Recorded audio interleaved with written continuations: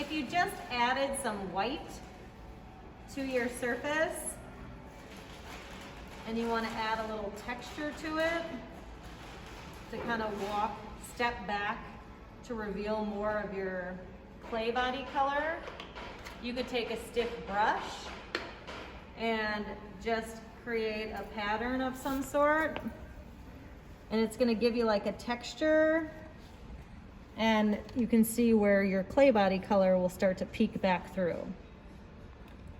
So really you could just play, and if you don't like what you did, you can take the big brush again, dip it in the white,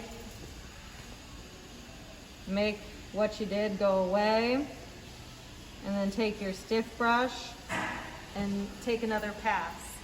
And it's just kind of nice because it'll give you a bit of texture, and it will, like I said, allow your clay body color to peek back through. So it's up to you. Just another fun thing you could try. Woohoo!